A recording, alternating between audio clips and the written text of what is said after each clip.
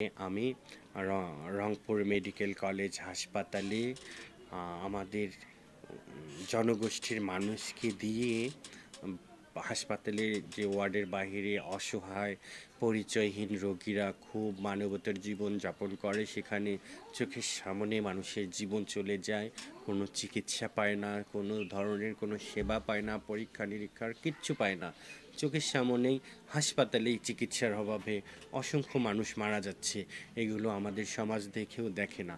আমি ওই অসহায় পরিচয়হীন রোগীদের সার্বিক সেবা, যেমন সকাল থেকে পরিষ্কার পরিচ্ছন্নতা, তিনবেলা নিয়মিত খাবার, তাদের নিয়মিত ওষুধ সেবন, পরীক্ষা নিরীক্ষা, অপারেশন সহ যাবতীয় সেবা আমরা আমাদের পক্ষ থেকে প্রদান করি অসহায় পরিচয়হীন রোগীদেরকে।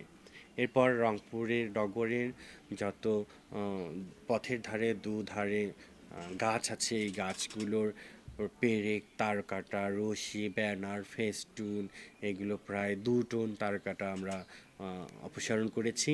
আর 4 ট্রাক ব্যানার, ফেস্টুন, রশি এগুলো আমরা অপসারণ করে গাছগুলোকে একটু স্বস্তি দিয়েছি। এতে করে আমরা জলবায়ু পরিবর্তন মোকাবেলার অংশ হিসেবে আমরা এই কাজটা আমাদের জনগোষ্ঠীর লোক দ্বারা করেছি। এরপর আমি